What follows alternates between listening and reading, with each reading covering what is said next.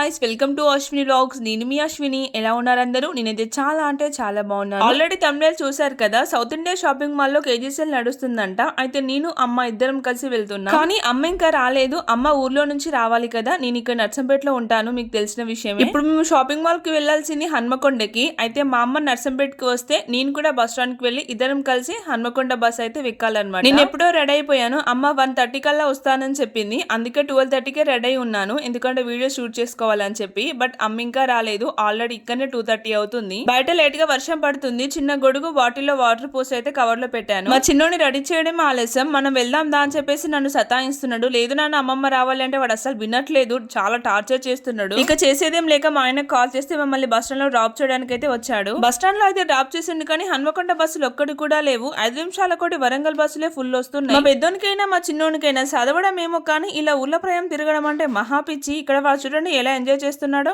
Finally మా అమ్మ కూడా నర్సంపేట బస్ స్టాండ్ కి అయితే వచ్చింది. మా అమ్మ వచ్చేసరికి 3 హన్మకొండ బస్సులు అయితే మిస్ అయినాం. అటు ఇటు చేసి ఫైనల్ ఇంకో బస్సు వచ్చింది. 1 అవర్ వెయిట్ చేయగా హన్మకొండ బస్ స్టాండ్ లో దిగి ఆటోలో సౌత్ ఇండియా షాపింగ్ మాల్ దగ్గరికి అయితే వచ్చేసాం. ఇదే అన్నమాట సౌత్ ఇండియా షాపింగ్ మాల్. ఇక్కడికి వచ్చేసరికి ఈవినింగ్ 5 అయింది. హన్మకొండలో మా చిన్ననే వాళ్ళు ఉంటారు. మా వదినకి కాల్ చేస్తే తను కూడా మాతో పాటు షాపింగ్ కి అయితే వచ్చింది. ఆషాఢం కేజీసీఎల్ అని ఉబ్బులుబ్బుకుంటూ వచ్చినాం. మా అమ్మ మైబాద్ నుంచి, నేను నర్సంపేట నుంచి హన్మకొండకు వచ్చినాం. 12 గంటలకు రెడీ అయిన వాళ్ళం. ఇక్కడికి వచ్చేసరికి 5 అయింది. కేజీ వచ్చేసి 500, 550, 600, 650 అలా 1000 ప్లస్ ఉంది. మా అమ్మకైతే చూడగానే ఒక చీర అయితే నచ్చింది. చేతిలో పట్టుకుంది చూడండి, అదే. దాన్ని అయితే అస్సలు వదిలిపెట్టట్లేదు. పింక్ సారీ గ్రీన్ అంచొచ్చు ఉంది. చీర వేటును బట్టి రేట్ ఉంది. ఒక్కొక్కటి కేజీకి 2 దిగుతాయి, కొన్ని 3 అంటే 3 చీరలు బరాబరి కిలో కావు. కిలో మీద 200 గ్రాములు 300 గ్రాములు ఎక్కువనే అవుతున్నాయి. వాటికి కూడా మళ్ళీ వేరే ఎక్స్ట్రా మనీ యాడ్ అవుతుంది. ఒక కేజీకి 5-6 చీరలు దిగుతాయి కావచ్చు అని మా అమ్మ ఎక్స్పెక్ట్ చేసిందట. బట్ ఇడికి వచ్చినాక రియాలిటీ వేరే విధంగా ఉంది. కేజీకి 5-6 చీరలు దిగుతే మాత్రం షాపోడు ఉన్నదంతా అమ్ముకొని అడుక్కు తినాలి. అలా అయితే వాడు కేజీ సేల్ ఎందుకు స్టార్ట్ చేస్తాడు చెప్పండి. మా అమ్మ మూడంతా ఆఫ్ అయిపోయింది. ఎంతో ఎక్స్పెక్ట్ చేసి వచ్చిందట. బట్ ఇక్కడ రియాలిటీ చూసి చాలా షాక్ అయింది అనమాట. అంత డల్ అయింది. పర్లేదులే అమ్మ, లైట్ వెయిట్ లో ఒక 2 సారీస్ తీసుకొని ఇక్కడ నేను సెలెక్ట్ చేస్తున్నాను. మొత్తానికైతే అమ్మకి నచ్చలేదంటే సారీస్ నచ్చలేదని కాదు, సారీస్ బాగున్నాయి. బట్ వెయిట్ ఎక్కువ ఉండడం వల్ల రేటు కూడా ఎక్కువ అవుతుంది. కేజీకి 3 చీరలు దిగితే బాగుండు. వచ్చిన కస్టమర్స్ అందరూ కూడా చాలా హ్యాపీగా ఫీల్ అవ్వు. బట్ 3 చీరలు కేజీ మీద 800 గ్రాములు ఎక్స్ట్రానే ఉంటున్నాయి, లేదంటే 500 గ్రాములు ఎక్స్ట్రానే ఉంటాయి. మేము తెచ్చుకున్న అమౌంట్ కి అయితే అసలు మేము పెట్టలేము. కేజీ సేల్ కాకుండా నార్మల్ సారీస్ కూడా చూసాము. బట్ బయటకు ఉన్న దానికంటే ఇక్కడ ఇంకా 10,000 రూపాయలు ఎక్స్ట్రానే అనిపిస్తుంది నాకైతే. 1K 2K ప్లస్ అయితే సారీస్ బాగున్నాయి, క్వాలిటీ కూడా బాగుంది. బట్ అమ్మ తీసుకునేది మాత్రం ఓన్లీ డైలీ వేర్ సారీస్ మాత్రమే కదా. వెతకంగా మొత్తానికి ఒక 3 సారీస్ అయితే సెలెక్ట్ చేసాము. ఆ 3 డైలీ వేర్ సారీస్ కి మా అమ్మకి 900 చిల్లర పడింది అమౌంట్. నాకు కూడా ఎందుకు ఇక్కడ పెద్దగా బాలేవు అనిపించింది సారీస్ కాస్ట్ వైజ్ కూడా. అందుకోసమే ఒకసారి చెన్నై షాపింగ్ మాల్ వెళ్ళి చూద్దామా అని చెప్పేసి మళ్ళీ సౌత్ ఇండియా నుంచి చెన్నై షాపింగ్ మాల్ కి అయితే వచ్చేసాం. నేను సూట్స్ లో ఇక్కడికి వస్తే ఇక్కడ కూడా కేజీ సేలే నడుస్తుంది. మరి ఇక్కడ ఎంత వయ్యారంగా ఉన్నాయో లోపలికి వెళ్ళి చూసాం. ఇక్కడ కొంచెం బెటర్ గా ఉన్నాయి. ఇక్కడ కూడా మా అమ్మ ఒక 2 లైట్ వెయిట్ సారీస్ అయితే తీసుకుంది డైలీ వేరీ. మొత్తం ఫైనల్ గా సౌత్ ఇండియాలో 3,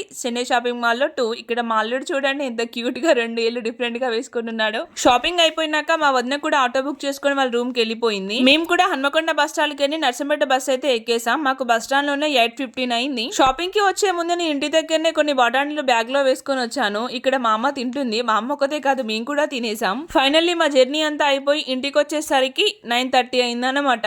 అప్పటి వరకు కూడా ఇంట్లో కర్రీ లేదు, అన్నం లేదు, ఏం లేదు. అసలు ఇంటికి వచ్చి మళ్ళీ అన్నం వండి కర్రీ వండి తినేసి పడుకున్నాం. పడుకునేసరికి 12 అయింది. నెక్స్ట్ డే రోజు మార్నింగ్ ఇది పొద్దున్నే లేసాం. ఆ టైం వచ్చి 6 అవుతుంది కావచ్చు. మా అమ్మ కూడా పనికి వెళ్ళాలని చెప్పేసి మార్నింగే ఫస్ట్ బస్ కి అయితే వెళ్తుంది. ఇక్కడ మా అమ్మ కొనుక్కునే సారీస్ తీసుకొని వెళ్తుంది. మా అమ్మ డైలీ వేర్ సారీస్ 5 తీసుకుందని చెప్పాను కదా, నా దగ్గర 2 ఉంచింది కుట్టమని చెప్పి. ఒక 3 సారీస్ అయితే తీసుకొని వెళ్తుంది. వర్షంలో గొడుగు కూడా తీసుకొని వచ్చింది వచ్చేటప్పుడే. మార్నింగ్ 6:30కి మైబాద్ బస్ ఉంటది, ఫస్ట్ బస్సు. సో దానికైతే మా అమ్మ ఎప్పుడు వచ్చినా కూడా ఇలాగే వెళ్తుంది అనమాట. వెంటనే ఆ రోజు పనికి కూడా అందుతుంది. అమ్మతో మాట్లాడి నైట్ పడుకునేసరికి 12 అయింది. మా అమ్మ ఏ 3 గంటలకు లేచిందో ఏమో తెల్లారగట్ల. గిన్నెలు దోమింది, బట్టలు వింది, బయట వరండా కూడా కడిగింది. మా అమ్మ లేచిన విషయం కూడా నాకు తెలియదు లిటరల్లీ చెప్పాలంటే. మా అమ్మ మా రూమ్ కి ఎప్పుడు వచ్చినా మమ్మల్ని లేపక ముందుకే తనే తెల్లారగట్ల లేచి పనులన్నీ చేసే వెళ్తుంది ఎప్పుడైనా కూడా. సో గాయ్స్, ఇదే ఈ వీడియో. మీకు ఎలా అనిపించిందో కింద కామెంట్ చేయండి. మరిన్ని వీడియోస్ కోసం డూ సబ్స్క్రైబ్ అశ్విని వ్లాగ్స్. మరి ఉంటాను, నెక్స్ట్ వీడియోలో కలుద్దాం. Bye guys, love you all.